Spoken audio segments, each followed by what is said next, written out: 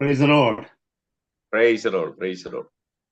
കർത്താവിന്റെ ദാസൻ pastor Wilson രാമചന്ദ്രനോട് ചേർന്ന് വീണ്ടും ഒരു ശുശ്രൂഷ ചെയ്യുവാൻ കർത്താവ് സഹായിച്ചിരിക്കുന്നതിനായിട്ട് സ്തോത്രം ചെയ്യുന്നു.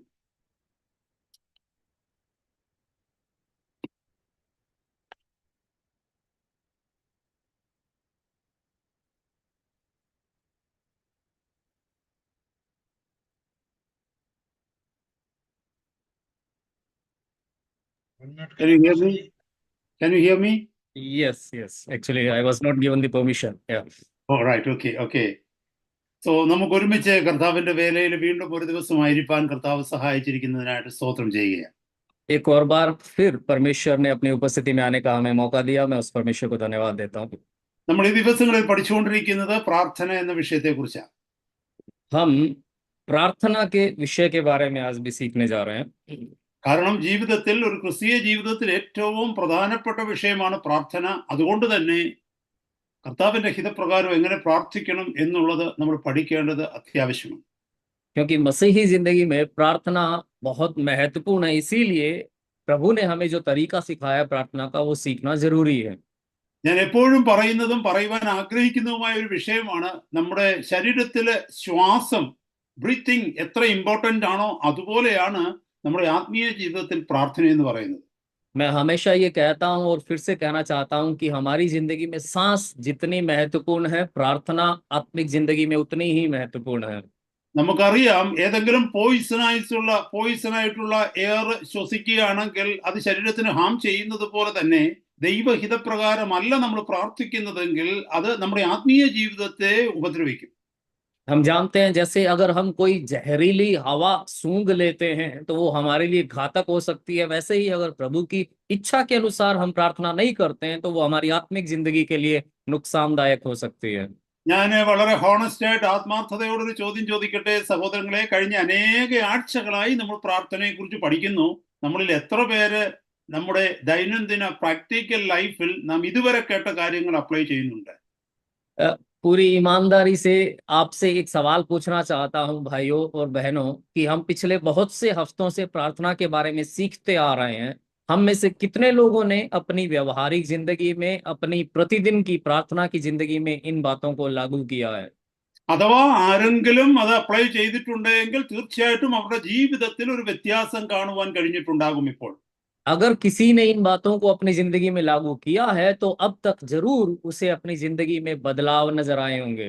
ഭാര്യയുടെ ജീവിതത്തിൽ ഭർത്താവ് ഒരു വ്യത്യാസം കണ്ടു, ഭർത്താവിന്റെ ജീവിതത്തിൽ ഭാര്യ ഒരു വ്യത്യാസം കണ്ടു, മക്കള് കണ്ടു. അതുപോലെ നമ്മുടെ ചുറ്റുപാടുമുള്ളവരും സഭയിലും ആ വ്യത്യാസം ഒരുപക്ഷെ തുടങ്ങി കാണുമെന്ന് ഞാൻ വിശ്വസിക്കുക. मेरा विश्वास है कि पति की जिंदगी में पत्नी को बदलाव नजर आया होगा, पत्नी की जिंदगी में पति को, बच्चों की जिंदगी में माता पिता को, और हमारे आसपास के लोगों को भी हमारी जिंदगी में एक बदलाव नजर आना शुरू हो गया होगा. അഥവാ സഹോദരങ്ങളെ, നിങ്ങളുടെ ജീവിതത്തിൽ ഇതിന് പ്രായോഗികമായ പ്രാധാന്യം കൊടുത്തിട്ടില്ല. ഇത് വെറും അറിവ് വർദ്ധിപ്പിക്കുവാൻ തക്കവണ്ണം നമ്മുടെ ബുദ്ധിയിൽ ഇത് കേട്ട് പോവുകയാണെങ്കിൽ അതുകൊണ്ട് ഒരു പ്രയോജനവുമില്ല. पर अगर आपने व्यवहारिक रूप से इसे कोई महत्व नहीं दिया है, सिर्फ हम अपनी जानकारी बढ़ाने के लिए इसे सुनते जा रहे हैं, तो इससे कोई फायदा नहीं है. ഞാനൊരു കാര്യം ചോദിക്കട്ടെ. നമ്മൾ 3 നേരം ആഹാരം കഴിക്കും, ചിലർ അതിൽ കൂടുതൽ സമയം ആഹാരം കഴിക്കും. ഈ കഴിക്കുന്ന ആഹാരം ദഹിച്ച് നമ്മുടെ ശരീരത്തിലേക്ക് ചേർന്നില്ല എങ്കിൽ ശരീരത്തിനുണ്ടാകുന്ന അപകടം എന്താണെന്ന് നിങ്ങൾക്കറിയാമോ? हम दिन में 3 बार खाना खाते हैं, कुछ लोग उससे भी ज्यादा बार खाना खाते हैं. क्या आपको पता है अगर जो खाना हम खा रहे हैं वो हमारे शरीर में नहीं पचता है तो उससे क्या नुकसान हो सकता है? അതേപോലെയുള്ള അപകടമാണ് നാം വചനം കേട്ടിട്ട് നമ്മളത് അനുസരിക്കാതെ വരികയാണെങ്കിൽ. बिल्कुल उसी तरह का नुकसान उस हालत में होता है जब हम वचन को सुनकर उसको मानते नहीं हैं. ഒരു പക്ഷേ അവസാനം നമ്മുടെ ക്രിസ്തീയ ജീവിതം, വിശ്വാസം തന്നെ നമുക്ക് നഷ്ടപ്പെട്ടു പോയേക്കാം. हो सकता है कि हमारी मसीही जिंदगी में अंत में हम अपने विश्वास तक को खो सकते हैं. കാരണം we are playing with God and we are playing with God's word. क्योंकि हम परमेश्वर से खेल रहे हैं, परमेश्वर के वचन से हम खेल रहे हैं. ദൈവത്തിന്റെ വചനത്തെ ലാഘവ ബുദ്ധിയോടൊരു വ്യക്തി കാണുക, അതിന്റെ അർത്ഥം എന്തെന്ന് ചോദിച്ചാൽ ദൈവത്തോട് മത്സരിക്കുക എന്നുള്ളതാണ്. अगर परमेश्वर के वचन को कोई हल्के में लेता है तो इसका मतलब ये है कि वो परमेश्वर के खिलाफ बलवा या विद्रोह कर रहा है. അങ്ങനെയുള്ളവർ ആരെങ്കിലും എന്നെ ഇന്നത്തെ രാത്രി കേൾക്കുന്നുണ്ടെങ്കിൽ സഹോദരങ്ങളെ, നിങ്ങൾ മീറ്റിംഗിൽ ഇരിക്കുന്നതിനേക്കാൾ നല്ലത് മീറ്റിംഗ് വിട്ടുപോകുന്നതാണ്. अगर ऐसा कोई भी व्यक्ति मेरी आवाज को आज सुन रहा है तो भाइयों बहनों, इस मीटिंग में बैठने से अच्छा आपके लिए ये होगा कि आप ये मीटिंग छोड़कर चले जाएं। ഹല്ലേലൂയ. നമ്മൾ ഇനി അടുത്ത ആ വചനഭാഗത്തേക്ക് വരുവാനായിട്ട് ആഗ്രഹിക്കുക. കഴിഞ്ഞ ആഴ്ച നമ്മൾ കേട്ടത് 11-ാമത്തെ മത്തായിയുടെ സുവിശേഷം 6-ാം അധ്യായം 11-ാമത്തെ വാക്യത്തിൽ നിന്നാണ്. पिछले हफ्ते हमने मत्ती 6 के 11वें वचन में से हमने सुना था। हम उसके अगले हिस्सों की ओर आना चाहते हैं। അതെ, കഴിഞ്ഞ ആഴ്ച നമ്മൾ കേട്ടു, ഞങ്ങൾക്ക് ആവശ്യമുള്ള ആഹാരം ഇന്ന് തരണമേ എന്ന്. पिछले हफ्ते हमने सुना कि हमारी दिन भर की रोटी आज हमें दे। 2-3 ആഴ്ചകളിൽ നമ്മൾ ആ വിഷയവുമായിട്ട് പഠിച്ചു. കാരണം നമ്മുടെ ഭൗതികമായ ആവശ്യങ്ങളെ കർത്താവിന്റെ സന്നിധിയിൽ, ദൈവത്തിന്റെ സന്നിധിയിൽ വിശ്വാസത്തോടെ സമർപ്പിക്കുന്ന പ്രാർത്ഥനാ രീതിയാണ് കർത്താവ് പഠിപ്പിച്ചത്. 2-3 हफ्ते हमने इस विषय के बारे में सीखा, क्योंकि परमेश्वर ने हमारी दैनिक भौतिक जरूरतों में प्रार्थना करने का तरीका इसमें सिखाया है। ഞാൻ ഇനി ആ ഭാഗത്തേക്ക് പോകുന്നില്ല, കാരണം നമുക്ക് വളരെ സമയം കുറവാണല്ലോ. मैं अब उस हिस्से की ओर दोबारा नहीं जाना चाहता, क्योंकि हमारे पास समय बहुत कम है। 12-ാമത്തെ വാക്യത്തിലേക്ക് നമ്മൾ വരുമ്പോൾ അത് ഇങ്ങനെ വായിക്കുന്നു. 12वें वचन की ओर जब हम आते हैं, हम इस तरह से पढ़ते हैं, ഞങ്ങളുടെ കടക്കാരോട് ഞങ്ങൾ ക്ഷമിച്ചിരിക്കുന്നത് പോലെ ഞങ്ങളുടെ കടങ്ങളെ ഞങ്ങളോടും ക്ഷമിക്കണമേ. और जिस प्रकार हमने अपने अपराधियों को क्षमा किया है, वैसे ही तू भी हमारे अपराधों को क्षमा कर। ശ്രദ്ധിക്കണമേ സഹോദരങ്ങളെ, നമ്മൾ കർത്താവിനോട് ഒരു ഉടമ്പടി വെക്കുകയാണ്, ദൈവത്തോട് ഒരു ഉടമ്പടി വെക്കുകയാണ്. ഞാൻ ഇങ്ങനെ ചെയ്യുന്നത് പോലെ എന്നോട് ചെയ്യണമേ. भाइयों ध्यान दीजिएगा कि हम प्रभु से एक वाचा बांध रहे हैं कि प्रभु जैसे मैं कर रहा हूं वैसे ही तू भी मेरे साथ कर। ഞാൻ ആരെയെങ്കിലും വെറുക്കുകയാണെങ്കിൽ ദൈവമേ എന്നെ വെറുക്കണമേ. ആരെയെങ്കിലും ഞാൻ ഉപദ്രവിക്കുകയാണെങ്കിൽ ദൈവമേ എന്നെ ഉപദ്രവിക്കണമേ. ഞാൻ ആരെക്കുറിച്ചെങ്കിലും ദോഷമായിട്ട് പറയുകയാണെങ്കിൽ ദൈവമേ എനിക്ക് ദോഷം തരണമേ എന്നാ നമ്മൾ അങ്ങോട്ട് പ്രാർത്ഥിക്കുന്നത്. हम प्रभु से ये प्रार्थना कर रहे हैं कि प्रभु अगर मैं किसी से नफरत करता हूं तो तू भी मुझसे नफरत कर। अगर मैं किसी को परेशान करता हूं तो तू भी मुझे परेशान कर। अगर मैं किसी को कुछ बुरा भला कहता हूं तो तू भी मेरे साथ वैसा ही कर। സഹോദരങ്ങളെ, പലപ്പോഴും ക്രിസ്തീയ ജീവിതം ഓർത്തു നോക്കണമേ, ചില പ്രമാണങ്ങൾക്ക് അധിഷ്ഠിതമാണ്. भाइयों मसीही जिंदगी कुछ सिद्धांतों पर आधारित है। ദൈവസന്നിധിയിലേക്ക് നാം കടന്നു വരുമ്പോൾ ഓർക്കുക, ദൈവസന്നിധിയിൽ കടന്നു വന്നിരിക്കുന്ന ഒരു വ്യക്തിയുടെ ഉത്തരവാദിത്വം, കടന്നു വന്നതിന് ശേഷമുള്ള ഉത്തരവാദിത്വം എന്ന് പറയുന്നത് ദൈവത്തെ അറിയാതെ ജീവിച്ച കാലങ്ങളിലുള്ള ഉത്തരവാദിത്വത്തെക്കാൾ ഒത്തിരി ഒത്തിരി ഒത്തിരി കൂടുതലാണ്. परमेश्वर की उपस्थिति में जो व्यक्ति आता है उसको इस बात को समझने की जरूरत है कि प्रभु में आने से पहले का जो समय था उससे कहीं बढ़कर आज जब वो मसीह में है तो उसकी जिम्मेदारी कहीं ज्यादा बड़ी है। നമ്മൾ പ്രായമാകും തോറും ഉത്തരവാദിത്വം നമ്മുടെ ജീവിതത്തിൽ കൂടിക്കൂടി വരികയാണ്. हमारी उम्र जैसे जैसे बढ़ती जाती है हमारी जिम्मेदारियां भी बढ़ती जाती हैं। ഒരു 4 വയസ്സുള്ള ഒരു കുഞ്ഞ് അല്ലെങ്കിൽ ഒരു 3 വയസ്സുള്ള ഒരു കുഞ്ഞ് റോഡിലൂടെ പോകുന്ന ഒരു ബസ്സിലോട്ട് ഒരു കല്ലെടുത്ത് എറിയുക എന്നൊന്ന് സങ്കല്പിച്ച്. मान लीजिए 3 साल का 4 साल का बच्चा सड़क पे से निकलती हुई बस या किसी गाड़ी पे पत्थर उठा के मारता है। ആ ഗ്ലാസ് ആ വണ്ടിയുടെ വിൻസ്ക്രീനോ എന്തെങ്കിലും ഗ്ലാസ് പൊട്ടി വീഴുകയാണെന്ന് സങ്കല്പിച്ച്. मान लीजिए उस गाड़ी का शीशा टूट जाता है। ആരും വന്ന് ആ കുഞ്ഞിനെ അറസ്റ്റ് ചെയ്യത്തില്ല, ആ കുഞ്ഞിനെ ഉപദ്രവിക്കത്തില്ല. कोई भी आकर उस बच्चे को गिरफ्तार नहीं करेगा, उस बच्चे से मारपीट नहीं करेगा।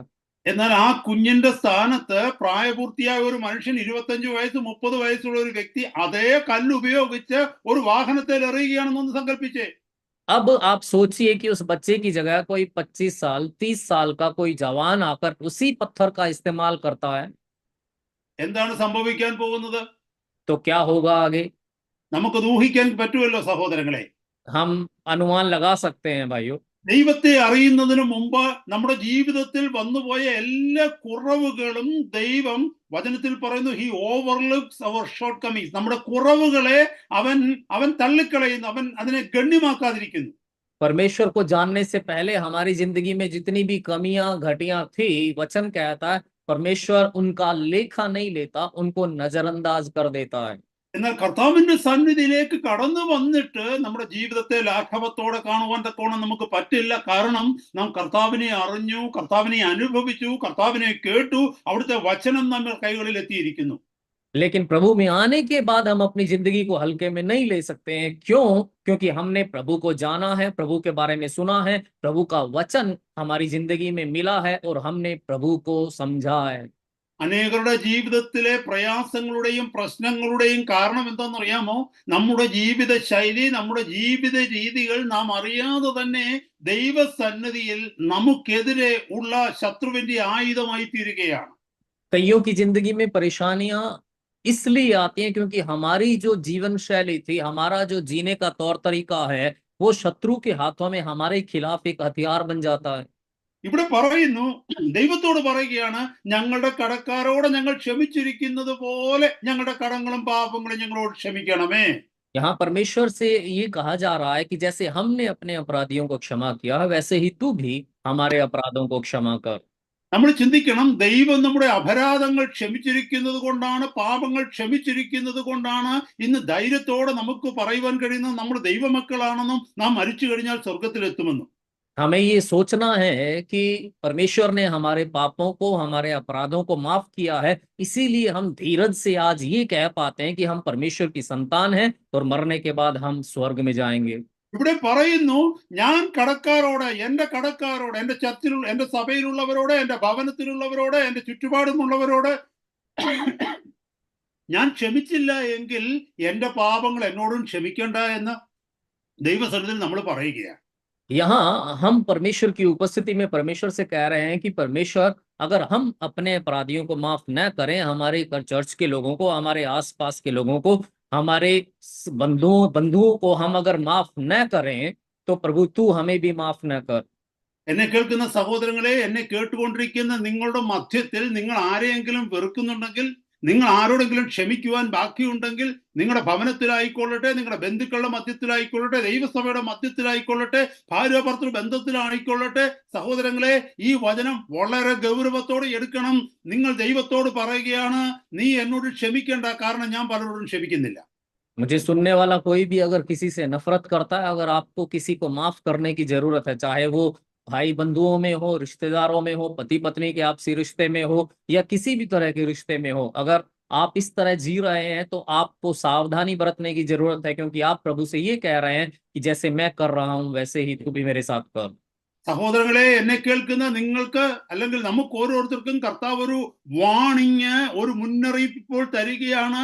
ഈ മുന്നറിയിപ്പ് നമ്മൾ കേട്ടില്ല എങ്കിൽ, നാം അനുസരിച്ചില്ല എങ്കിൽ, കർത്താവ് പറഞ്ഞതനുസരിച്ച് നാം മാറുന്നില്ല എങ്കിൽ, നിത്യ നരകത്തിൽ എത്തിയിട്ട് ഈ വചനം കേട്ടത് ഓർത്തത് കൊണ്ട് കാര്യമില്ല. सुनने वाले हम लोगों से प्रभु हमें एक चेतावनी दे रहा है कि जो वचन हम सुन रहे हैं उसके अनुसार अगर हम बदलते नहीं हैं, हमारी जिंदगी में अगर बदलाव नहीं आता है, तो अनंत नरक में जाने के बाद इस सुने हुए वचन को याद करने से कोई फायदा नहीं होगा। Sin is a debt to God. നാം പാപം ചെയ്യുക എന്ന് പറഞ്ഞാൽ ദൈവത്തോട് കടക്കാരനാവുക എന്നാണ് അതിന്റെ അർത്ഥം. पाप परमेश्वर के सामने एक कर्जा है। अगर हम पाप करते हैं, हम परमेश्वर के कर्जदार बनते हैं। ദൈവം പറഞ്ഞിരിക്കുന്നത് ചെയ്യാതിരിക്കുന്നതും ദൈവം പറയാത്തത് ചെയ്യുന്നതും പാപമാണ്. जो परमेश्वर ने करने के लिए कहा है उसे ना करना, और जिसे करने के लिए मना किया है उसे करना, दोनों पाप हैं। അങ്ങനെയെങ്കിൽ നമ്മുടെ ജീവിതത്തിൽ ഒന്ന് ആലോചിച്ച് നോക്കിക്കേ, എത്ര ടൺ, എത്ര കോടിക്കണക്കിന് കടം നാം ദൈവത്തിന് കൊടുക്കാനായിട്ട് ബാക്കിയുണ്ട്. ऐसा है तो अपनी जिंदगी में एक बार झांक कर देखिए कि परमेश्वर को हमें कितने टन या कितने करोड़ का कर्जा वापस चुकाना है। ഞാനൊരു കാര്യം ചോദിക്കട്ടെ സഹോദരങ്ങളെ, ഈ ലോകത്തിലുള്ള എല്ലാ സൃഷ്ടികളിലും വെച്ച് മനുഷ്യന് ഒരു പ്രത്യേകതയുണ്ട്. मेरे भाइयों, इस दुनिया की हर एक सृष्टि में मनुष्य कुछ खास है। കാരണം എല്ലാ ജീവജാലങ്ങളെയും എടുത്തു നോക്ക്, എല്ലാ ജീവികളെയും എടുത്തു നോക്ക്, മനുഷ്യന് മാത്രമേ കോൺഷ്യൻസ് അല്ലെങ്കിൽ മനസാക്ഷി എന്നൊരു പ്രവൃത്തിയുള്ളൂ, എന്ന ഒരു പ്രതിഭാസമുള്ളൂ. सारे जीव जंतुओं को आप ले लीजिए, उनमें से सिर्फ मनुष्य के अंदर ही एक चीज है जिसे हम विवेक या अंतरात्मा की आवाज कहते हैं। ജീവജാലങ്ങളുടെ മധ്യത്തിൽ, മൃഗങ്ങളുടെ മധ്യത്തിൽ മനുഷ്യനേക്കാൾ വലിപ്പവും ശക്തിയുമുള്ള മറ്റു മൃഗങ്ങളുണ്ട്. जीव जंतुओं में मनुष्य से बड़े आकार के ताकतवर दूसरे बहुत सारे जीव जंतु हैं। മനുഷ്യനേക്കാൾ ആയുസ് കൂടുതലുള്ള ജന്തുക്കൾ ഉണ്ടാകാം. इंसान से ज्यादा लंबी उम्र वाले दूसरे जानवर होंगे। ഒരു പക്ഷേ മനുഷ്യനേക്കാൾ ബുദ്ധിയുള്ള ജന്തുക്കളും ഉണ്ടാകാം.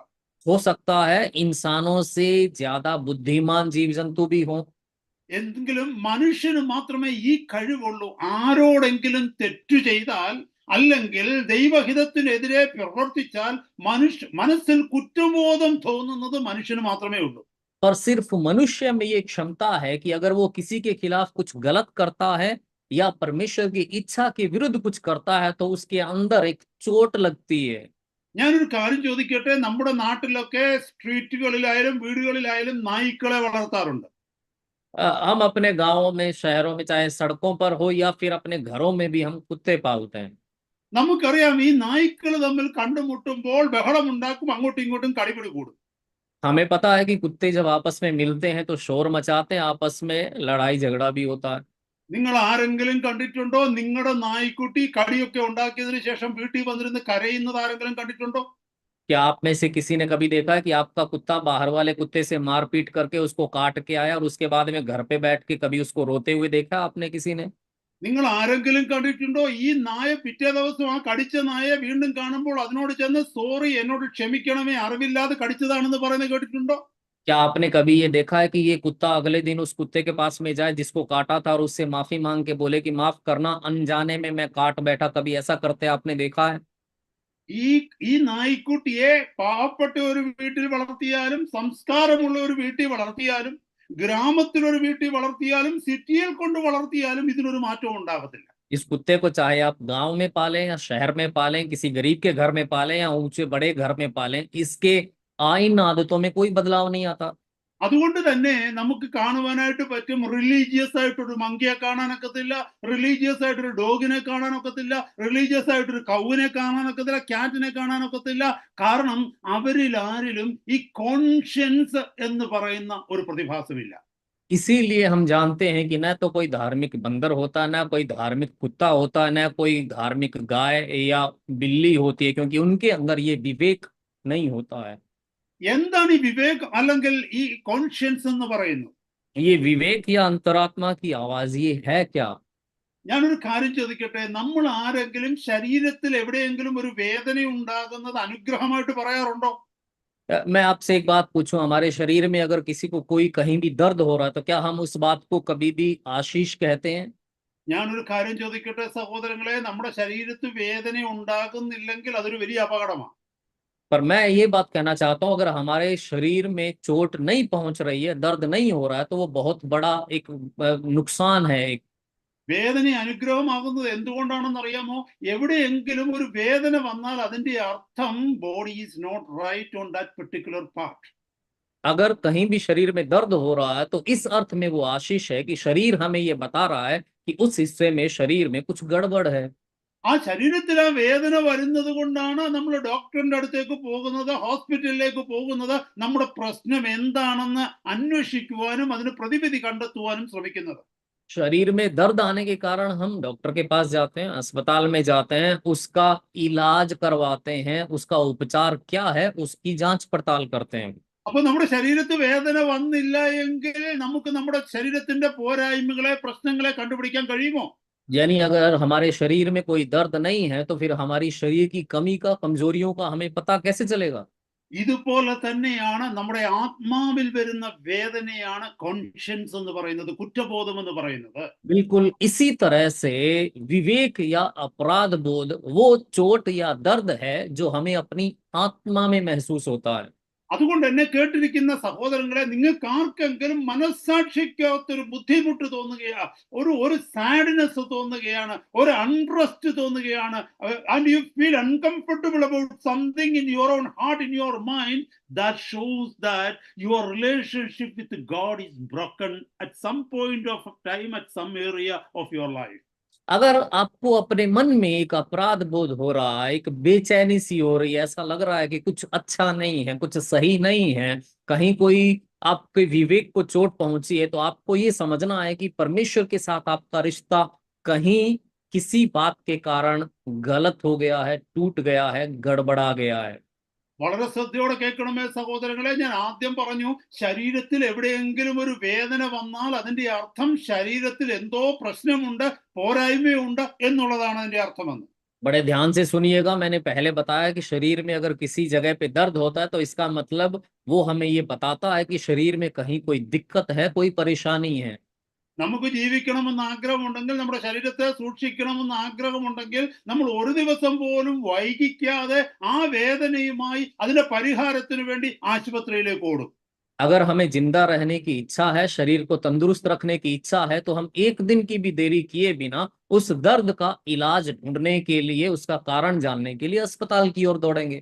അതുപോലെ തന്നെ എന്നെ കേൾക്കുന്ന സഹോദരങ്ങളെ, ഹൃദയത്തിന്റെ ഉള്ളിൽ ഭാരം കടന്നു വരുമ്പോൾ, ഹൃദയത്തിന്റെ ഉള്ളിൽ സംതിങ് റോങ്, അൺകംഫർട്ടബിൾ ആയിട്ട്, അൺറെസ്റ്റ് ആയിട്ട് കടന്നു വരുമ്പോൾ നമ്മളത് വെച്ചുകൊണ്ടിരിക്കുകയല്ല, അതിന്റെ കാരണം അന്വേഷിച്ചിട്ട് ദൈവസന്നിധിയിലേക്ക് കടന്നു വരണം.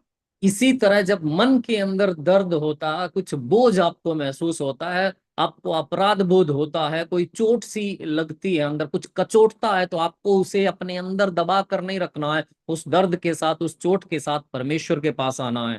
അതെ, കർത്താവിന്റെ സന്നിധിയിലേക്ക്, ദൈവസന്നിധിയിലേക്ക് കടന്നു വന്ന് ദൈവത്തോട് പറയണം, എനിക്ക് സ്വസ്ഥതയില്ല, എനിക്ക് സമാധാനമില്ല, എന്തോ എവിടെയോ ഒരു പ്രശ്നം എനിക്ക് തോന്നുന്നു കർത്താവേ.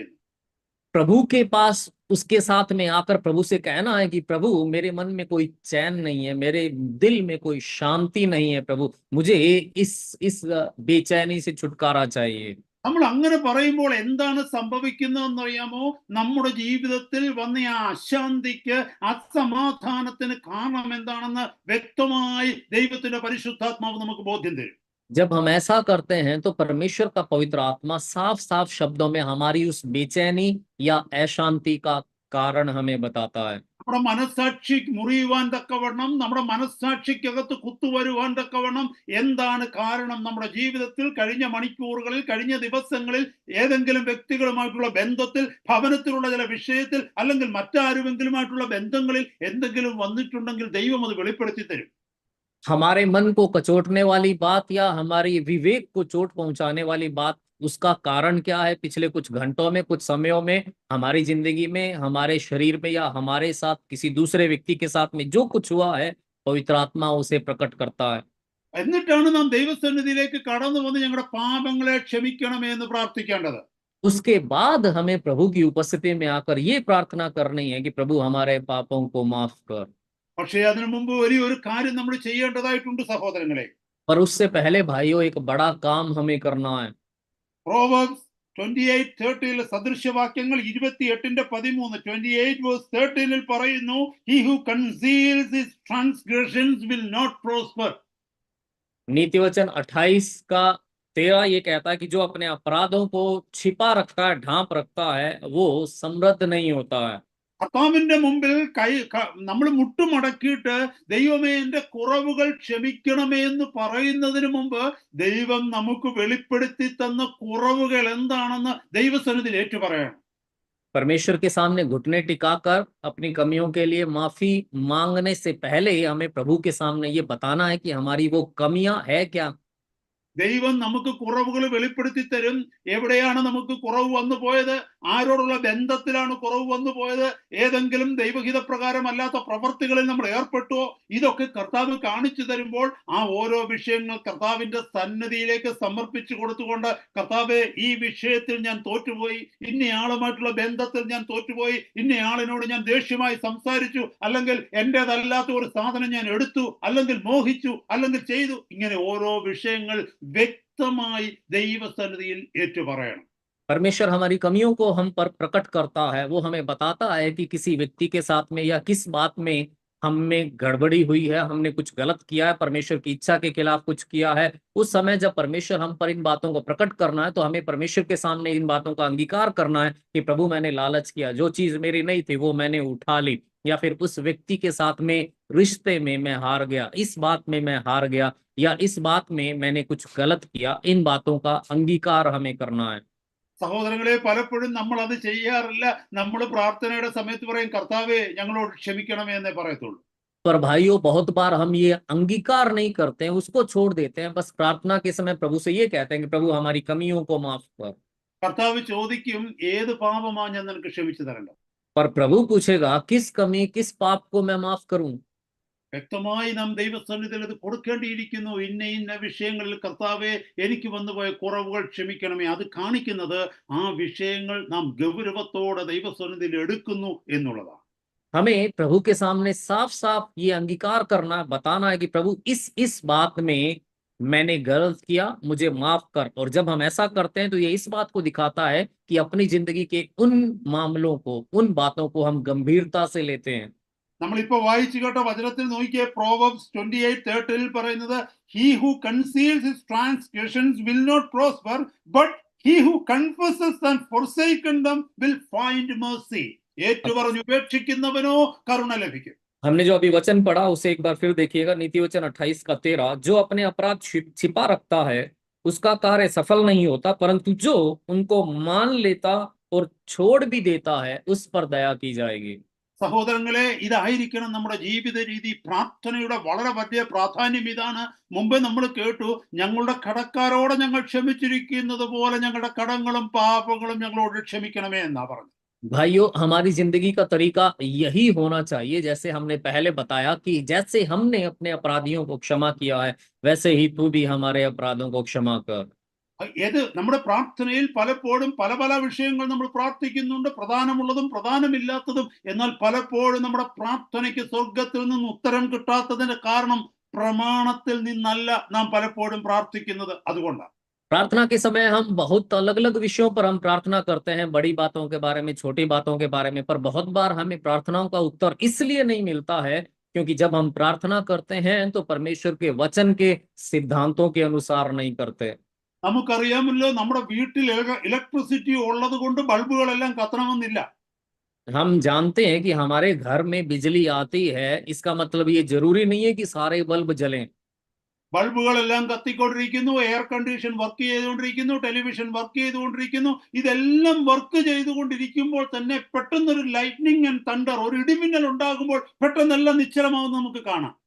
और अब मान लो कि सारे बल्ब जल रहे हैं, सारे पंखे चल रहे हैं, एसी चल रहा है, सब कुछ चल रहा है, और एकदम से अगर बिजली कड़कती है तो ये सब एकदम से गुल हो जाता है।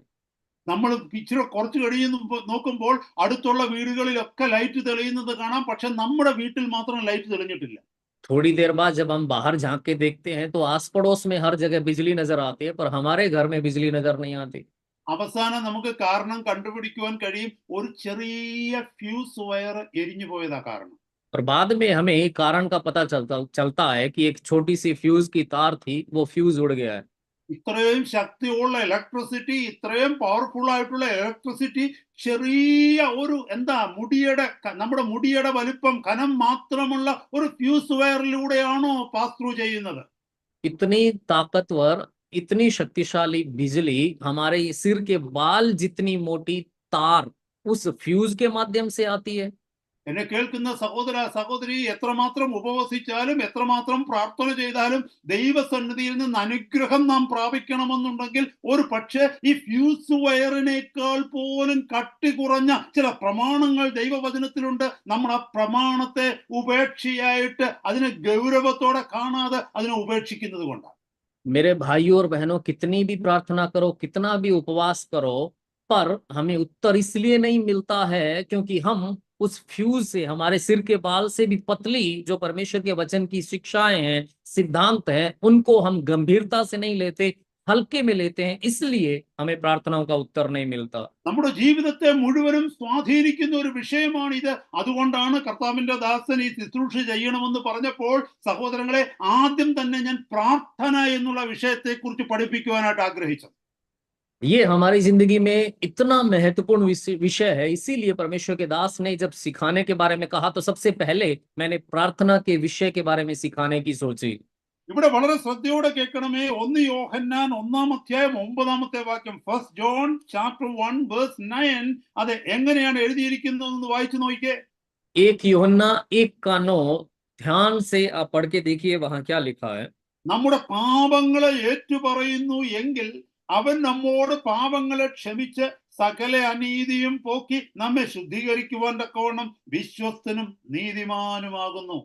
1 यूहन्ना 1:9, यदि हम अपने पापों को मान लें तो वह हमारे पापों को क्षमा करने और हमें सब अधर्म से शुद्ध करने में विश्वास योग्य और धर्मी है। അതാണ് നമ്മൾ ഏറ്റവും വലിയൊരു മർമ്മം. നമ്മുടെ പാപങ്ങൾ നാം ദൈവസന്നിധിയിൽ ഓരോന്നായി ഏറ്റുപറയണം. यही सबसे बड़ा भेद है कि हमें अपने पापों को एक एक करके परमेश्वर के सामने मानना है, अंगीकार करना है। ഇവിടെ ഇരിക്കുന്ന സഹോദരങ്ങളെ, നിങ്ങൾ പ്രാർത്ഥിക്കുന്നവരാണെങ്കിൽ, ചില ദിവസത്തിൽ ചില പ്രാവശ്യം ദൈവസന്നിധിയിലേക്ക് പ്രാർത്ഥനയോടെ കടന്നു വരുന്നവരാണെങ്കിൽ, ദൈവസന്നിധിയിൽ ഉപവസിക്കുന്നവരാണെങ്കിൽ, നാം ആദ്യം ചെയ്യേണ്ടത് ദൈവസന്നിധിയിലേക്ക് പ്രാർത്ഥനയ്ക്ക് കടന്നു വന്ന് കണ്ണടയ്ക്കുന്നതിന് മുമ്പായി ആദ്യം ചെയ്യേണ്ടത് നമ്മുടെ ഉള്ളിലുള്ള, നമ്മുടെ ജീവിതത്തിലുള്ള പാപങ്ങളെ ദൈവസന്നിധിയിൽ ഏറ്റുപറയണം. यहाँ बैठे हुए भाइयों, अगर आप प्रार्थना करने वाले हैं, प्रार्थना के लिए परमेश्वर की उपस्थिति में आने वाले हैं, उपवास करने वाले व्यक्ति हैं, तो जब भी हम प्रार्थना के लिए परमेश्वर के सामने आते हैं, उसके सामने घुटने टिकाकर आंख बंद करने से पहले हमें ये देखना है कि हमारी जिंदगी में कौन से पाप हैं। ദൈവത്തിന്റെ ദാസന്മാരെ, നിങ്ങൾ ശുശ്രൂഷയ്ക്ക് ഇറങ്ങുന്നതിന് മുമ്പ്, നിങ്ങൾ ശുശ്രൂഷ നയിക്കുന്നതിന് മുമ്പ്, അല്ലെങ്കിൽ മറ്റൊരു ഭവനത്തിലേക്ക് പോയി പ്രാർത്ഥിക്കുന്നതിന് മുമ്പ്, ദൈവസഭയിലേക്ക് കടന്നുപോയി നിങ്ങളെ ദൈവം ഏൽപ്പിച്ചിരിക്കുന്ന ശുശ്രൂഷകൾ ചെയ്യുന്നതിന് മുമ്പ്, വെളിയിലേക്ക് പോയി കർത്താവിന്റെ വചനം മറ്റുള്ളവരോട് ഇവാഞ്ചലൈസ് ചെയ്യുന്നതിന് മുമ്പ്, ഇറങ്ങുന്നതിന് മുമ്പേ ദൈവസന്നിധിയിൽ കുറച്ച് സമയം ചെലവഴിച്ച് നിന്റെ ജീവിതത്തിന്റെ കുറവുകളെ തിരുസന്നിധിയിൽ ഏറ്റുപറയുക. എങ്കിൽ മാത്രമേ ദൈവ സാന്നിധ്യം നിന്നോടുകൂടെ വരികയുള്ളൂ. परमेश्वर के दासों, आप जब सेवकाई के लिए बाहर निकलते हैं, सेवकाई के लिए निकलने से पहले, सेवकाई की अगुवाई करने से पहले, किसी दूसरे के लिए प्रार्थना करने से पहले, किसी दूसरे को सुसमाचार सुनाने से पहले, अपनी जिंदगी में परमेश्वर के सामने आप प्रार्थना करें, अपनी कमियों को माने, अंगीकार करें। उसके बाद जब आप बाहर निकलेंगे, परमेश्वर की सौंपी गई सेवकाई को करेंगे, तो आप उसमें आशीष पाएंगे। അനേകരുടെ ശുശ്രൂഷകളിൽ ഹല്ലേലൂയ പ്രതിഫലം ലഭിക്കാതെ, അല്ലെങ്കിൽ ശുശ്രൂഷകളിൽ നന്മ കാണാൻ കഴിയാത്തതിന്റെ കാരണം ഇതാണ്. പ്രമാണത്തിൽ നിന്നല്ല നാം പലപ്പോഴും ശുശ്രൂഷ ചെയ്യുന്നത്, പ്രമാണത്തിൽ നിന്നല്ല നാം പലപ്പോഴും അധ്വാനിക്കുന്നത്. कईयों की सेवकाई में आशीष इसलिए नहीं मिलती है, उनको सफलता इसलिए नजर नहीं आती है क्योंकि हम बहुत बार परमेश्वर की व्यवस्था या उसके नियमों के अनुसार प्रार्थना नहीं करते, सेवकाई नहीं करते। ദൈവസന്നിധിയിൽ ചെറിയ പാപമൊന്നും വലിയ പാപമൊന്നുമില്ല. परमेश्वर की उपस्थिति में छोटा पाप, बड़ा पाप ऐसा कुछ नहीं है। ദൈവസന്നിധിയിൽ പാപമെന്ന് പറഞ്ഞാൽ പാപമാണ്. परमेश्वर की उपस्थिति में पाप यानी पाप है। ഈ പോയിസൺ എന്ന് പറയുന്ന സാധനം, വിഷം എന്ന് പറയുന്ന സാധനത്തിന് 1 കിലോ വിഷം വേണമെന്നില്ല. 1 ഗ്രാമിൽ താഴെ വിഷം ഉണ്ടെങ്കിലും ഒരാൾ പെട്ടെന്ന് മരിച്ചു പോകാൻ സാധ്യതയുണ്ട്. जहर जरूरी नहीं है कि वो 1 किलो ही हो, 1 ग्राम का जहर भी एक आदमी को मारने के लिए काफी होता है। പൊട്ടാസ്യം സൈനൈഡ് എന്ന് പറയുന്ന ഭയങ്കരമായ വിഷമുണ്ട്, പോയിസൺ ഉണ്ട്. അത് 1 ഗ്രാം ഒന്നും വേണ്ട, 1 മില്ലിഗ്രാമിൽ താഴെ അതൊന്ന് ടച്ച് ചെയ്താൽ നാവിൽ, അപ്പോഴേ എത്ര വലിയ ശക്തിമാനായാലും താഴെ പോകും. पोटेशियम साइनाइड नाम का बहुत ही घातक जहर होता है, वो 1 ग्राम भी नहीं चाहिए, 1 मिलीग्राम ही हो, बस टच करो जीभ से, कितना भी ताकतवर आदमी हो उसी समय धाराशायी हो जाता है। പക്ഷെ ആർക്കെങ്കിലും ഡോക്ടറെ അടുത്ത് നിന്ന് പറയാൻ പറ്റുമോ, ഡോക്ടറെ ഞാൻ 1 കിലോ വിഷം തിന്നില്ലായിരുന്നു, 1 മില്ലിഗ്രാമിൽ താഴെ ഒന്ന് ശ്രമിച്ചു നോക്കിയതേ ഉള്ളെന്ന്? पर क्या कोई डॉक्टर से जाके ये कह सकता है कि डॉक्टर 1 किलो थोड़ी ना खाया था, बस 1 मिलीग्राम से भी नीचे का थोड़ा सा चखा था। സഹോദരങ്ങളെ, അതുകൊണ്ട് ദൈവസന്നിധിയിലേക്ക് വരുമ്പോൾ വലിയ പാപമൊന്നും ചെറിയ പാപമൊന്നുമില്ല. ദൈവവചനത്തിൽ നീ ചെയ്യരുതെന്ന് പറഞ്ഞിട്ടുള്ളത് നീ ചെയ്തിട്ടുണ്ടെങ്കിൽ, നിന്നോട് ചെയ്യരുതെന്ന് പറഞ്ഞിട്ടുണ്ടെങ്കിൽ ചെയ്തിട്ടുള്ളത് മാത്രമല്ല, ചെയ്യണമെന്ന് പറഞ്ഞിട്ടുള്ളത് നീ മനഃപൂർവ്വം ചെയ്യാതിരുന്നിട്ടുണ്ടെങ്കിൽ അത് പാപമാണ്. ചെറുതെന്നോ വലുതെന്നോ അല്ല ചിന്തിക്കേണ്ടത്, പാപത്തെ പാപമായിട്ട് കാണുവാൻ തക്കവണ്ണം നമുക്ക് കഴിയണം. इसीलिए भाइयों और बहनों, परमेश्वर के सामने छोटा या बड़ा पाप ये नहीं है। जब हम प्रभु के सामने आते हैं तो हमें ये देखना है कि जो परमेश्वर के लिए ने करने के लिए कहा है, क्या वो हमने किया है। सिर्फ इतना ही नहीं, जो मना किया है क्या हमने उसे किया है। ये दोनों, इनको हमें देखना है। पाप को छोटे या बड़े के रूप में नहीं, पाप को पाप के रूप में देखना है। അതുകൊണ്ടൊരു ദൈവ പൈതലിന്റെ ഹൃദയത്തിലെ പ്രാർത്ഥന എപ്പോഴും എന്താണെന്നറിയാമോ? ഒരു ദൈവദാസന്റെ, ഒരു ദൈവദാസിയുടെ ഹൃദയത്തിലെ പ്രാർത്ഥന എപ്പോഴും എന്താണെന്നറിയാമോ? കർത്താവേ, എന്റെ കുറവുകളെ കാണുവാൻ തക്കവണ്ണം എന്നിലേക്ക് അങ്ങയുടെ വെളിച്ചത്തെ തരണമേ. इसीलिए एक परमेश्वर के जन की, एक परमेश्वर के दास, परमेश्वर की दासी की प्रार्थना हमेशा पता है क्या होनी चाहिए कि प्रभु मेरी अपनी कमियों को देखने के लिए अपने उजाले को, अपनी ज्योति को मेरे अंदर डाल। പക്ഷെ ഒരു കാര്യം കേൾക്കണമേ സഹോദരങ്ങളെ, സ്വന്തം കുറവുകൾ കാണുവാനാണ് ദൈവത്തിന്റെ കൃപ നമുക്ക് ആവശ്യം. മറ്റുള്ളവരുടെ കുറവുകൾ കാണുവാൻ ദൈവകൃപയുടെ ആവശ്യമില്ല. पर एक बात पर ध्यान दीजिएगा भाइयों, हमें अपनी कमी को देखने के लिए परमेश्वर के अनुग्रह की जरूरत है, दूसरों की कमी को देखने के लिए परमेश्वर के अनुग्रह की जरूरत नहीं है। അതുകൊണ്ടാണ് നമ്മളിൽ പലരും വളരെ ബിസിയാണ് മറ്റുള്ളവരുടെ കുറവുകൾ കണ്ടുപിടിക്കാൻ. इसीलिए हम में से बहुत सारे लोग दूसरों की कमियां ढूंढने में व्यस्त रहते हैं, കാരണം അതിന് ദൈവകൃപയുടെ ആവശ്യമില്ല. क्योंकि उसके लिए परमेश्वर के अनुग्रह की जरूरत ही नहीं है। എന്റെ ജീവിതത്തിലെ കുറവുകൾ കാണാൻ കർത്താവെ പ്രാർത്ഥിക്കുന്ന ഒരു വ്യക്തി ഒരിക്കലും മറ്റുള്ളവരുടെ കുറവുകൾ കാണുവാനായിട്ട് ശ്രമിക്കത്തില്ല. पर जो व्यक्ति प्रभु से ये प्रार्थना करता है कि प्रभु मेरी जिंदगी की कमियों को देखने में मेरी मदद कर, वो कभी भी दूसरों की कमियां ढूंढने की कोशिश नहीं करता। കാരണം എന്റെ ജീവിതത്തിൽ തന്നെ ഇഷ്ടം പോലെ കുറവുകളുണ്ട്. ആ കുറവുകൾ തീർത്തിട്ട് വേണ്ടേ മറ്റുള്ളവരുടെ കുറവുകളെ കുറിച്ച് എനിക്ക് ചിന്തിക്കാൻ സമയം കിട്ടുന്നതിന്. क्योंकि मेरी खुद की जिंदगी में ही इतनी सारी कमियां हैं, उनको पहले सुलझाऊंगा तभी तो दूसरों की कमियों को देख पाऊंगा। അതുകൊണ്ട് എന്നെ കേൾക്കുന്ന സഹോദരങ്ങളെ, ഇന്നു മുതൽ നമ്മുടെ പ്രാർത്ഥന ഇതായിരിക്കട്ടെ. ഉറങ്ങുവാൻ കിടക്കുമ്പോൾ, രാത്രിയിൽ അഥവാ ഉണരുകയാണെങ്കിൽ, പ്രഭാതത്തിൽ എഴുന്നേൽക്കുമ്പോൾ, ജോലി ചെയ്തുകൊണ്ടിരിക്കുമ്പോൾ, വണ്ടി ഓടിക്കുമ്പോൾ, എവിടെയുമായിക്കൊള്ളട്ടെ, നമ്മുടെ ഉള്ളിന്റെ ഉള്ളിൽ നിന്ന് നമ്മൾ അറിയാതെ നമ്മുടെ ആത്മാവ് പ്രാർത്ഥിച്ചുകൊണ്ടിരിക്കണം, കർത്താവേ എന്റെ ജീവിതത്തിന്റെ കുറവുകളെ എനിക്ക് വെളിപ്പെടുത്തി തരണമേ. इसीलिए मेरे भाइयों, रात को सोते समय या सोने के बाद नींद खुलने के समय या सुबह उठने के समय, काम करते समय, यात्रा करते समय, हर समय जानबूझकर या अनजाने में हमारी अंदरूनी प्रार्थना ये होने पाए कि प्रभु हमारी कमियों को देखने में हमारी मदद कर। അങ്ങനെ പ്രാർത്ഥിക്കുന്നവർക്ക് മാത്രമേ ദൈവം അവരവരുടെ കുറവുകളെ വെളിപ്പെടുത്തി കൊടുക്കത്തുള്ളൂ. जो ऐसी प्रार्थना करता है केवल उन्हीं पर परमेश्वर उनकी कमियों को उजागर करता है। അതുകൊണ്ടാണ് നമ്മളിൽ പലരും കരുതുന്നത് നമുക്ക് ഒരു കുറവുമില്ല, വളരെ ഓക്കെ ആണെന്ന്. കാരണം ദൈവം അത് കാണിച്ചു തരുന്നില്ല. അതുകൊണ്ട് इसीलिए हम में से बहुतों को ये लगता है कि मेरी जिंदगी में तो कोई कमी है ही नहीं, क्योंकि ना तो वो प्रार्थना कर रहे हैं और ना ही परमेश्वर उनकी कमियां उनको दिखा रहा है। Praise the Lord. Thank you for your translation, Pastor. Hallelujah. സഹോദരങ്ങളെ, ഞാനൊരു കാര്യം ചോദിക്കട്ടെ. അതുകൊണ്ടാണ് നമുക്ക് പലർക്കും മുട്ടുമടക്കുമ്പോൾ പ്രാർത്ഥനാ വിഷയമില്ലാത്തത്. और इसीलिए हम में से बहुत से लोग जब प्रार्थना के लिए घुटने टिकाते हैं, प्रार्थना का कोई विषय ही उनके पास नहीं होता। ഒന്ന് ഓർത്ത് നോക്കിക്കേ, ഹോണസ്റ്റ് ആയിട്ട് let us examine ourselves honestly. വളരെ വിശ്വസ്തയോടെ നമുക്കൊന്ന് എക്സാമിൻ ചെയ്യാം. നമ്മൾ മുട്ടുമടക്കുമ്പോൾ വരുന്ന പ്രാർത്ഥനയെല്ലാം മറ്റുള്ളവർക്ക് വേണ്ടിയുള്ള പ്രാർത്ഥനയല്ലേ? നമ്മളെ കുറിച്ച് എന്തെങ്കിലും പ്രാർത്ഥിക്കാൻ നമുക്ക് തോന്നുന്നുണ്ടോ? ईमानदारी से एक बार सोच कर जांच कर देखिए, जब हम घुटने टिकाते हैं तो क्या सारे जो प्रार्थना विषय आते हैं वो दूसरों के बारे में ही नहीं आते? क्या हमने खुद को जांचने के बारे में कभी कोई प्रार्थना विषय आता है हमारे मन में? കാരണം എന്തെന്ന് ചോദിച്ചാൽ, നമ്മുടെ ജീവിതത്തെ ദൈവം വെളിപ്പെടുത്തി തരണമെന്നുണ്ടെങ്കിൽ നമ്മൾ എവിടെയാണ് കിടക്കുന്നതെന്ന്, എത്രമാത്രം ആഴത്തിൽ നമ്മൾ വീണുപോയിരിക്കുന്നുവെന്ന്, അല്ലെങ്കിൽ എൻ്റെ ജീവിതത്തെക്കുറിച്ച് ദൈവത്തിന്റെ അഭിപ്രായം എന്താണ് എന്ന് ഞാൻ അറിയണമെങ്കിൽ ഞാൻ കർത്താവിനോട് ചോദിച്ചുകൊണ്ടേയിരിക്കണം. Oh lord, what do you think about me? पर अगर मुझे ये जानना है कि मेरे बारे में प्रभु का विचार क्या है, मेरी आज की हालत क्या है, मैं कितना तक नीचे गिर गया हूँ, कितनी गहराई में गिरा पड़ा हूँ, इसको अगर जानना है तो मुझे प्रभु से लगातार ये प्रार्थना करते रहना होगा कि प्रभु मुझे पता कि तू मेरे बारे में क्या सोचता है, तू मुझे कैसे देखता है। കർത്താവേ, ഈ ലോകം എന്നെ കുറിച്ച് വലുതാ പറയുന്നത്, ഞാനൊരു വിശുദ്ധനെന്നാ പറയുന്നത്. എന്റെ സഭയിലുള്ളവർ പറയുന്നത് ഞാൻ നല്ലൊരു പാസ്റ്ററാണെന്ന്, മറ്റുള്ളവർ പറയുന്നത് നല്ലൊരു പ്രസംഗകനാണെന്ന്, ഞാൻ വിശുദ്ധനാണെന്ന്. ഇതൊക്കെ ലോകത്തിലുള്ളവരാ പറയുന്നത്. പക്ഷേ ഇതൊന്നുമല്ല കർത്താവേ വിഷയം. അങ്ങ് എന്നെ കുറിച്ച് എന്ത് പറയുന്നു, that is what is going to be matter that day. प्रभु, दुनिया के लोग तो कहते हैं कि मैं बड़ा व्यक्ति हूँ, बाहर के लोग कहते हैं मैं अच्छा व्यक्ति हूँ, मैं अच्छा प्रचारक हूँ, चर्च के लोग कहते हैं मैं अच्छा व्यक्ति हूँ, ये सब बाहर के लोग, दूसरे लोग कहते हैं प्रभु, लेकिन आप मेरे बारे में क्या कहते हैं, वही उस दिन महत्वपूर्ण साबित होगा।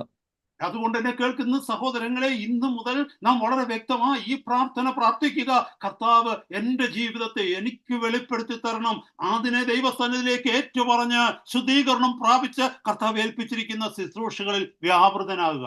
इसीलिए हमें प्रभु से हर दिन ये प्रार्थना करनी है कि प्रभु मेरी कमियों को मुझ पर उजागर कर, उनको हम प्रभु के सामने एक एक करके माने, अंगीकार करें, उसके अनुसार अपनी जिंदगी में सेवकाई में आगे बढ़ें। അങ്ങനെ ജീവിക്കുമ്പോൾ മറ്റൊരു ഗുണമുണ്ട്. എന്തെന്നറിയാമോ? ഓരോ ദിവസവും പാപത്തെ കുറിച്ചുള്ള കാര്യത്തിൽ നാം ഗൗരവത്തോടെയാകുമ്പോൾ നാം പാപം ചെയ്യുന്നതിന്റെ എണ്ണം കുറഞ്ഞു കുറഞ്ഞു കുറഞ്ഞു വരും. जब हम इस तरह की जिंदगी बिताते हैं तो क्या होगा कि जब एक एक करके हम अपने पापों को मानने, अंगीकार करने लगते हैं, तो हमारी जिंदगी में पाप की जो संख्या है वो कम होने लगती है। അങ്ങനെയാണ് വിശുദ്ധ ജീവിതത്തിൽ നാം വർദ്ധിച്ചു വരുന്നത്.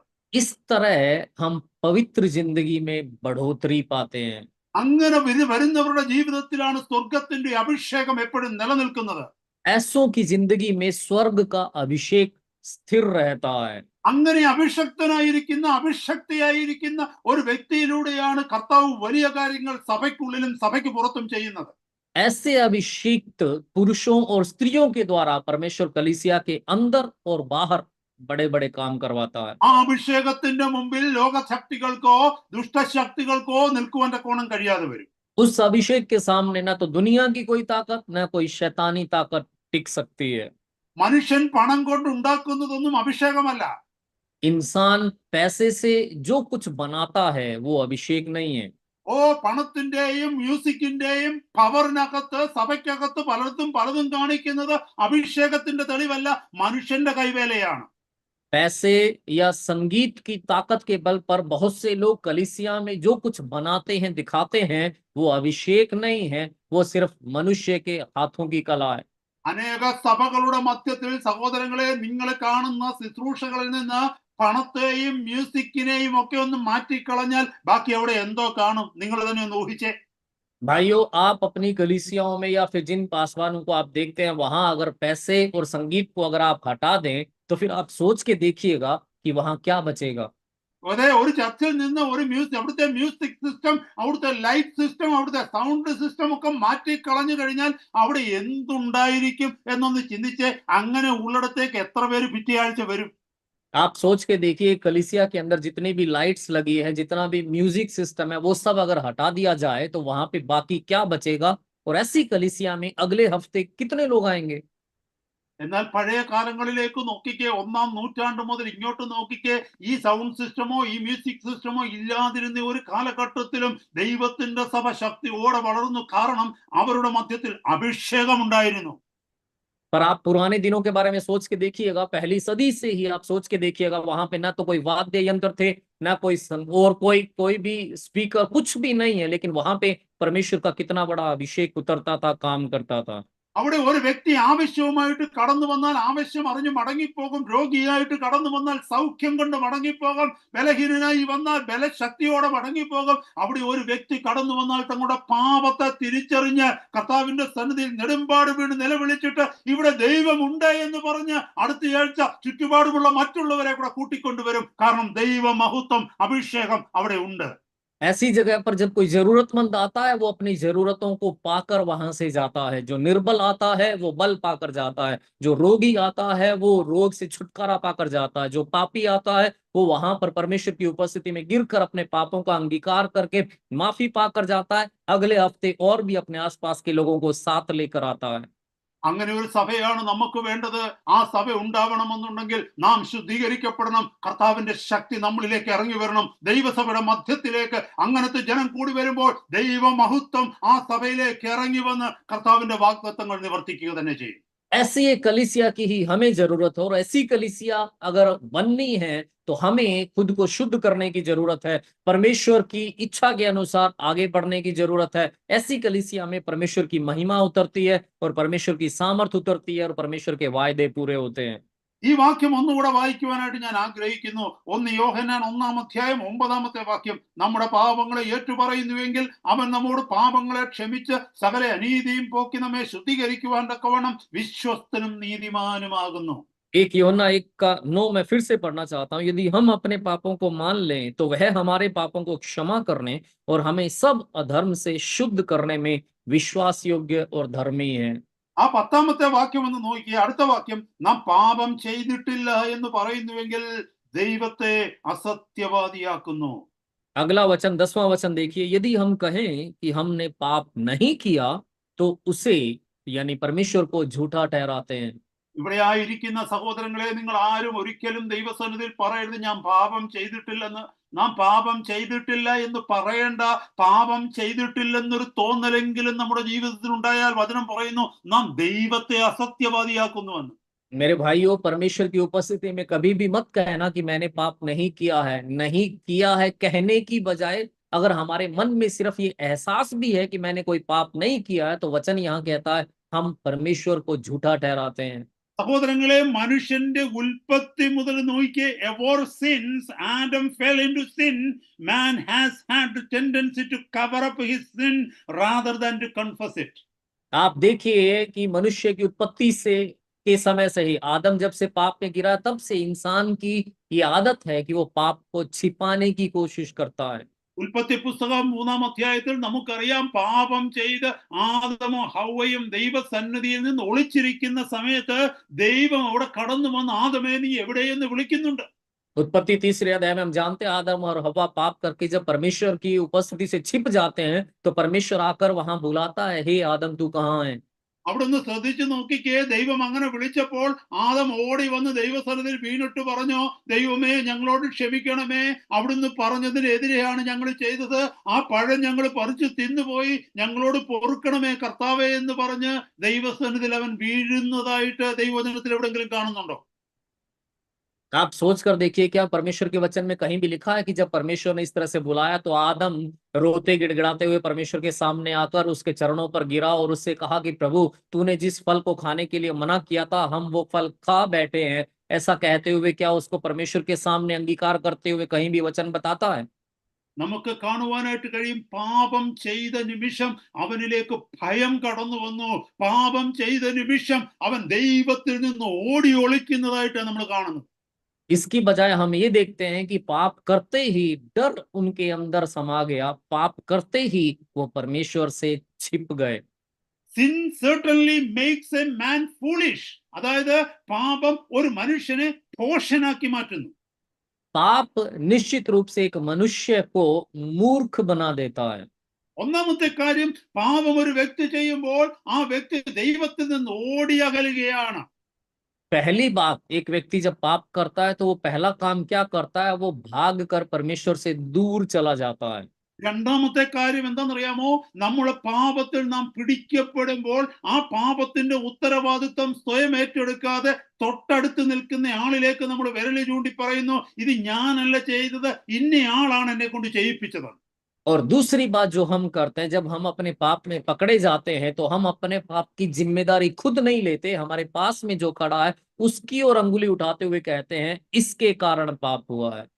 നമുക്ക് വചനത്തിൽ നിന്ന് കാണുവാനായിട്ട് കഴിയും, ദൈവം ആദമിനോടാണ് പറഞ്ഞത് ഈ പാപം നീ ചെയ്യരുതെന്ന്.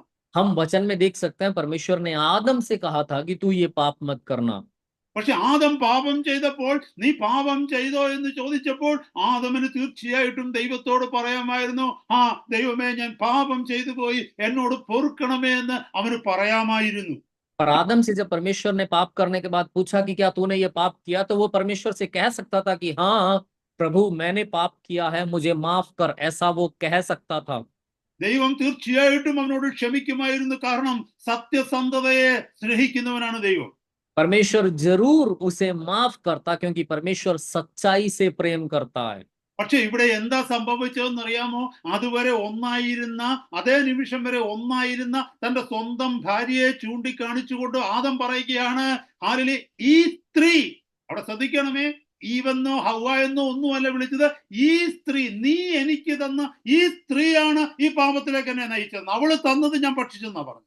पर आप देखिए कि वहां होता क्या है, उस पल तक जो आदम और हव्वा जो एक थे वो उसकी ओर अंगुली उठाते हुए कहता है ये स्त्री जो तूने मुझे दी, हव्वा या और कुछ नहीं कहता, कहता ये स्त्री जो तूने मुझे दी इसने मुझे वो फल दिया और मैंने खाया। ആദം എന്താ കാണിച്ചതെന്നറിയാമോ, ഞാൻ ഇതിനൊന്നും ഉത്തരവാദിയല്ല. ഒന്ന്, ഈ സ്ത്രീ ഉത്തരവാദിയാണ്, ഈ സ്ത്രീയെ എനിക്ക് തന്നതാരാ, നീയാ എനിക്ക് തന്നത്, അപ്പൊ നിങ്ങൾ രണ്ടുമാണ് ഉത്തരവാദികൾ, ഞാൻ പാപം ചെയ്തിട്ടില്ല. तो आदम वहां पे कर क्या रहा, वो ये कह रहा है कि इस पाप की जिम्मेदारी मेरी नहीं है, एक तो इस स्त्री ने मुझे फल दिया तो इस स्त्री की जिम्मेदारी है, दूसरा इस स्त्री को तूने मुझे दिया तो इस पाप की जिम्मेदारी तुम दोनों की है, मेरी नहीं है।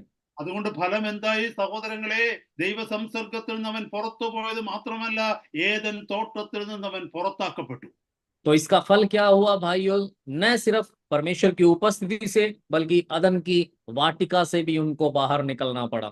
എന്നെ കേൾക്കുന്ന സഹോദരങ്ങളെ, നമ്മളിൽ പലരിലുമുള്ള ഈ ആദമിക് നേച്ചർ ഇതാണ്. എന്താണെന്നറിയാമോ? നമ്മുടെ കുറവുകളുടെ ഉത്തരവാദിത്വം നാം സ്വയം ഏറ്റെടുക്കാതെ ആ ഉത്തരവാദിത്വം മറ്റുള്ളവരിലേക്ക് ഏൽപ്പിക്കുന്നു, അല്ലെങ്കിൽ നമ്മുടെ സാഹചര്യങ്ങളിലേക്ക് ഏൽപ്പിക്കുന്നു. എന്റെ സാഹചര്യം അങ്ങനെ ആയതുകൊണ്ടാണ് അത് ചെയ്തു പോയത്, എനിക്ക് അത്രയും ഇങ്ങനെ പ്രഷർ വന്നതുകൊണ്ടാണ് ഞാൻ ചെയ്തു പോയത്. ഒരിക്കലും നമ്മുടെ കുറ്റങ്ങൾ നമ്മൾ സ്വയം ഏറ്റെടുക്കുവാൻ തക്കവണ്ണം തയ്യാറാകുന്നില്ല.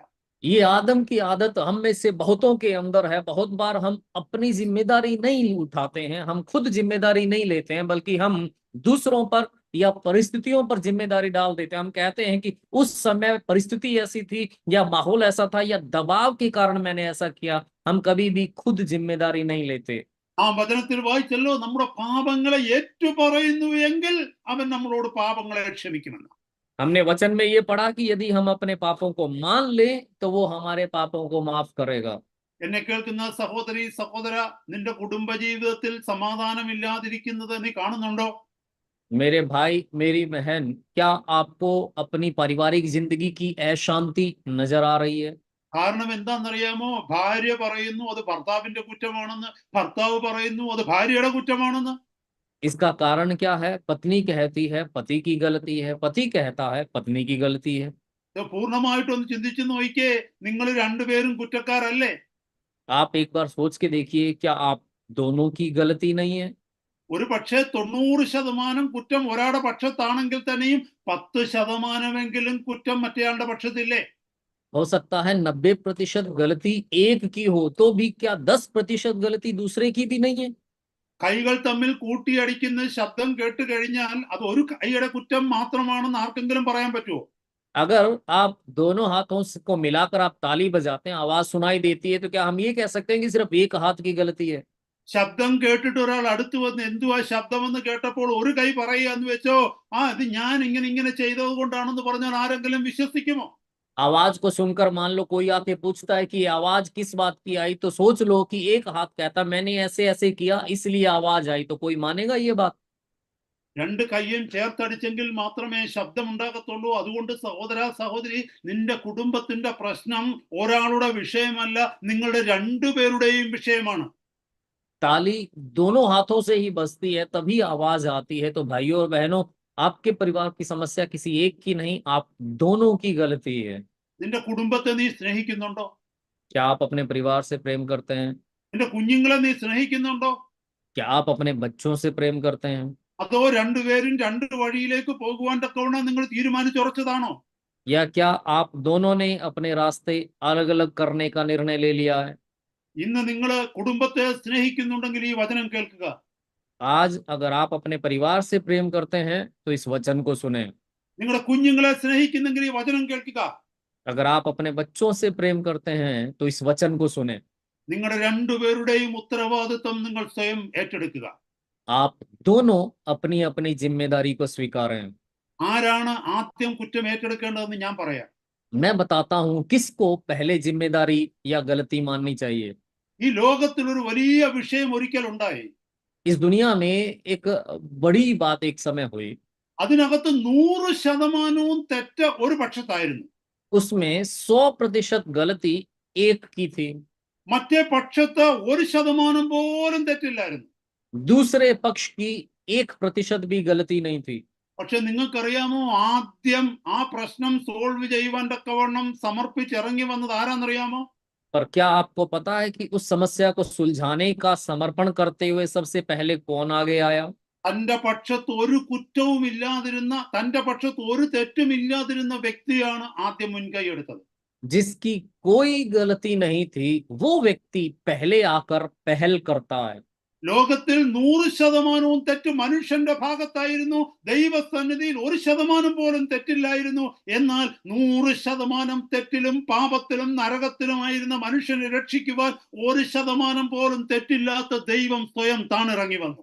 दुनिया में 100% गलती मनुष्य की थी, लेकिन वो परमेश्वर जिसकी 1% भी गलती नहीं थी, वो 100% पाप में, गलती में, नरक में पड़े हुए इंसानों को बचाने के लिए उतर आता है।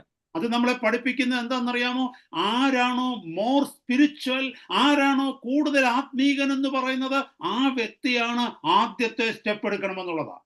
ये हमें क्या सिखाता है? इस बात को सिखाता है कि जो व्यक्ति ज्यादा आत्मिक है उसको पहल करनी है, पहला कदम आगे बढ़ाना है।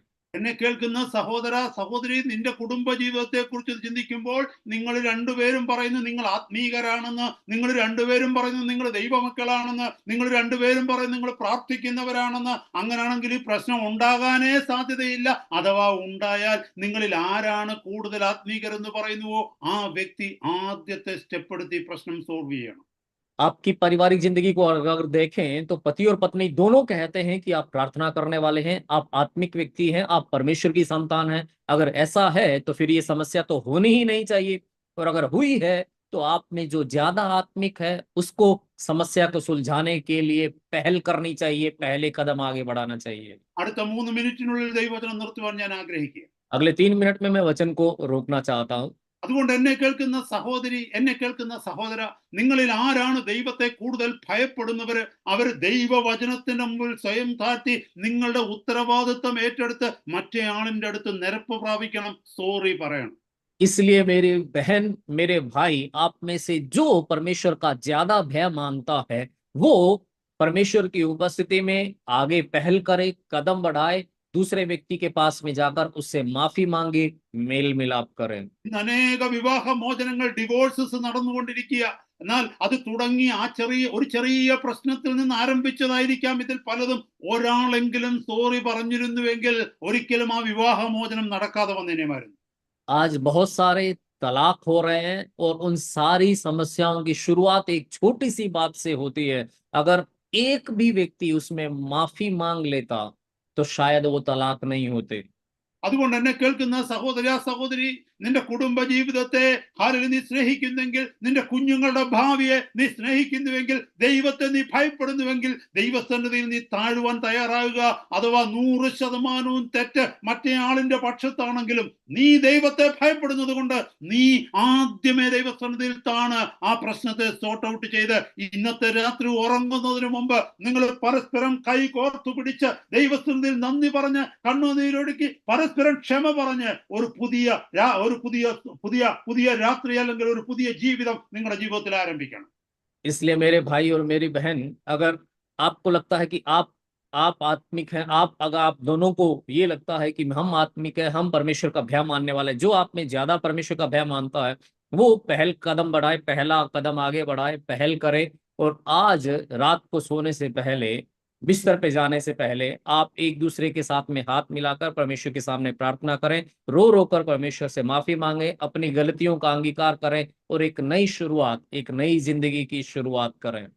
നിങ്ങളുടെ കുഞ്ഞുങ്ങൾ അത് കണ്ട് സന്തോഷിപ്പാൻ തക്കവണ്ണം ഇടയാകും. അല്ലെങ്കിൽ നിങ്ങൾ ഒരുമിച്ച് കുടുംബമായി ദൈവത്തെ മഹത്വപ്പെടുത്തുവാൻ ഇടയാകും. आपके बच्चे इसे देखकर आनंदित होंगे, आप एक साथ खुशी से परमेश्वर की महिमा के लिए पारिवारिक जीवन में आगे बढ़ेंगे। ഇത്ര നാളും നിങ്ങൾ കടന്നുപോയ നിരാശയുടെ അനുഭവം ജീവിതത്തിൽ നിന്ന് മാറി ദൈവ സാന്നിധ്യം നിങ്ങളുടെ കുടുംബത്തിലേക്ക് കടന്നു വരുമ്പോൾ ദൈവിക അനുഗ്രഹങ്ങളെ നിങ്ങൾ ഒരുമിച്ച് പ്രാപിച്ച് ദൈവത്തെ മഹത്വപ്പെടുത്തുവാനിടയാകും. अब तक आप इतने समय तक जो निराशा की जिंदगी जीते आए हैं वो बदल जाएंगे और परमेश्वर की उपस्थिति में आप आशीष और आनंद के साथ आगे बढ़ने पाएंगे। ഇത് തന്നെ ദൈവസഭയുടെ മധ്യത്തിലും സംഭവിക്കണം. ദൈവസഭയുടെ മധ്യത്തിൽ സഹോദരങ്ങളെ, നിങ്ങൾ ആരെങ്കിലും ശത്രുക്കളായി പരസ്പരം ഇരിക്കുന്നുവെങ്കിൽ നിങ്ങളിൽ ആരാണോ ഏറ്റവും ആത്മീകനെന്ന് തോന്നുന്ന വ്യക്തി മുൻകൈ എടുത്ത് ആ സഹോദരനെയോ ആ സഹോദരിയോ കണ്ട് അല്ലെങ്കിൽ ഫോൺ വിളിച്ച് അല്ലെങ്കിൽ അവരുടെ ഭവനത്തിൽ സന്ദർശിച്ച് വന്ന പ്രയാസങ്ങൾ ഏറ്റുപറഞ്ഞ് നിങ്ങൾ ഒരുമിച്ച് പിശാചിനെ നിങ്ങളുടെ ജീവിതത്തിൽ നിന്ന് അകറ്റി ദൈവസന്നിധിയിലേക്ക് നിങ്ങളുടെ ജീവിതത്തെ ഏൽപ്പിച്ചു കൊടുത്ത് സഭയെ അനുഗ്രഹിക്കപ്പെടുവാനിടയാക്കണം. यही परमेश्वर की कलीसिया में भी होना चाहिए। अगर कलीसिया में किसी व्यक्ति से आपका कोई बैर या दुश्मनी है तो जो आप में ज्यादा आत्मिक है, जो परमेश्वर का ज्यादा भय मानता है, वो उस व्यक्ति से मिलकर या फोन पर बात करके माफी मांगे। जो भी दिक्कतें हुई है, जो भी परेशानी हुई है, उसका निपटारा करे, शैतान को अपनी जिंदगी से अलग करे, परमेश्वर की आशीष को पाए। നമ്മൾ ഇന്ന് പഠിക്കാൻ ശ്രമിച്ച വചനം എന്ന് പറയുന്നത് മത്തായിയുടെ സുവിശേഷം 6:12 ഞങ്ങളുടെ കടക്കാരോട് ഞങ്ങൾ ക്ഷമിച്ചിരിക്കുന്നത് പോലെ ഞങ്ങളുടെ കടങ്ങളും പാപങ്ങളും ഞങ്ങളോട് ക്ഷമിക്കണമേ എന്നുള്ളതാണ്. मत्ती 6:12 को आज हमने सीखने की कोशिश की, जहां वचन ये कहता है कि जैसे हमने अपने अपराधियों को क्षमा किया है वैसे ही हे परमेश्वर तू हमारे अपराधों को क्षमा कर। വളരെ ആഴമേറിയ ഒത്തിരി വിഷയങ്ങൾ അതുമായി ബന്ധപ്പെട്ട് നമുക്ക് പഠിക്കുവാനുണ്ട്. കർത്താവിന്റെ വരവ് താമസിക്കുന്നുവെങ്കിൽ അടുത്ത ആഴ്ചകളിൽ നമുക്ക് പഠിക്കാം. इससे जुड़ी बहुत ही गहरी बातें हम सीख सकते हैं। अगर परमेश्वर के आगमन में देरी होती है तो अगले हफ्ते हम उन बातों को देखेंगे। കർത്താവിന്റെ സന്നിധി നമുക്ക് നമ്മുടെ തലകളെ വണക്കാം. हम अपने सिरों को परमेश्वर के सामने झुकाएंगे। പരിശുദ്ധ പിതാവേ, ഇന്നത്തെ രാത്രി ഞങ്ങൾക്ക് ഇന്ന സമയത്തിനായിട്ട് സ്തോത്രം. നിങ്ങളുടെ തിരുവചനത്തിന്റെ മുമ്പിൽ ഭയത്തോടെ ഞങ്ങളെ തന്നെ ഏൽപ്പിക്കുന്ന കർത്താവേ, ഞങ്ങളുടെ ഓരോരുത്തരുടെയും ഹൃദയങ്ങളോട് കർത്താവ് ഇടപെട്ടതിനായിട്ട് സ്തോത്രം. അങ്ങയുടെ തിരുവചനം കേട്ടവരാരും പിശാചിനാൽ വഞ്ചിക്കപ്പെടുവാനിടയാകാതെ അവരുടെ ഹൃദയങ്ങൾ തുറക്കപ്പെടുവാനും തിരുസന്നിധിയിൽ മനസ്സാന്തരപ്പെടുവാനും ചില വ്യക്തികൾ, ചില കുടുംബങ്ങൾ വിടുവിക്കപ്പെടുവാനും അതുമൂലം അങ്ങയുടെ സഭ അനുഗ്രഹിക്കപ്പെടുവാനും ഹാലലി ചില ദൈവദാസന്മാർ ശക്തി പ്രാപിക്കുവാനും കർത്താവെ ഇന്നത്തെ വചന ശുശ്രൂഷയാൽ ഇടിയാക്കുമാറാകണമേ എന്ന് പ്രാർത്ഥിക്കുന്നു. തന്ന നല്ല സമയത്തിനായിട്ട് സ്തോത്രം. ഇതിന് മുഖാന്തരങ്ങൾ ഒരുക്കിയ കർത്താവിന്റെ ദാസനെയും കുടുംബത്തെയും കർത്താവെ മറ്റു കൂട്ടുദാസന്മാരെയും ദാസിമാരെയും ഒക്കെ ഏൽപ്പിച്ച് പ്രാർത്ഥിക്കുന്നു.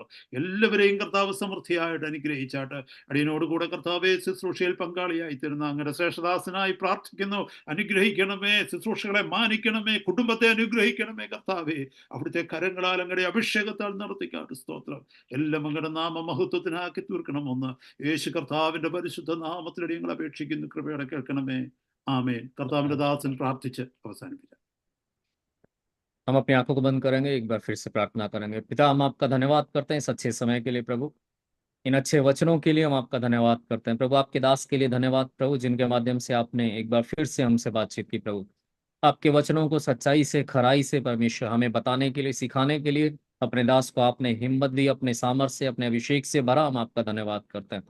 सुने हुए सब परमेश्वर लोगों को, आपके दासों को, दासियों को, आपकी संतानों को परमेश्वर हम अपने आप को आपके हाथों में समर्पित करते हैं परमेश्वर। ये वचन हमारी जिंदगी में काम करने पाए, हमारी जिंदगी में, व्यक्तिगत जिंदगी में एक बेदारी प्रभु, पारिवारिक जिंदगी में एक बेदारी प्रभु, कलीसियाई जिंदगी में एक बेदारी प्रभु, हमारे समाज में, सामाजिक जिंदगी में एक बेदारी आने पाए परमेश्वर, एक सुधार हमारी जिंदगी में आने पाए परमेश्वर। सिर्फ जो बाहरी दिखता है वो नहीं प्रभु, हमारे अंदर से एक बदलाव आने पाए प्रभु। इन वचनों के लिए एक बार फिर से हम आपका धन्यवाद करते हैं। आपके सामर्थ्य वचन हमारी जिंदगी में प्रभु काम करने पाए और आने वाले दिनों में 30 गुना, 60 गुना और 100 गुना फल लाने में हम सबकी मदद करें।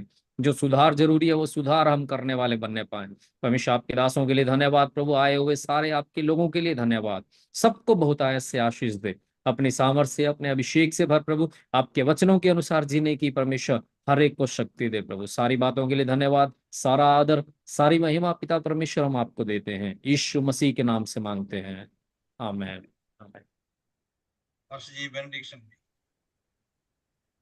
പിതാവാം ദൈവമേ, അവിടുത്തെ സ്നേഹവും യേശു കർത്താവേ, അവിടുത്തെ കൃപയും ആശ്വസിപ്പിക്കുന്ന ബലപ്പെടുന്ന ദൈവത്തിന്റെ പരിശുദ്ധാത്മാവേ, അവിടുത്തെ സാന്നിധ്യവും സഹവാസവും നടത്തിപ്പും കാവലും കരുതലും ആശ്വാസവും അടിയങ്ങൾ എല്ലാവരോടും കൂടെ ഈ ദിവസങ്ങൾ ഞങ്ങളുടെ ഹിതപ്രകാരം ഞങ്ങൾ ചെയ്തുകൊണ്ടിരിക്കുന്ന വിഷയങ്ങളോടുകൂടെ ദൈവസഭയോടുകൂടെ എല്ലാ ദൈവദാസിദാസന്മാരോടും കൂടെ ക്രിസ്തുയേശുവിന്റെ വരവരെ എന്നേക്കും ഉണ്ടായിരിക്കുമാറാകണമേ. ആമേൻ. ഇന്നത്തെ രാത്രികാലം ക്രിസ്തുയേശു മുഖാന്തരം നമുക്ക് ചെയ്യുന്ന പരിശുദ്ധ പിതാവിനെ വിശുദ്ധ കരങ്ങൾ ഉയർത്തി നമുക്ക് മഹത്വപ്പെടുത്താം. അല്ലേ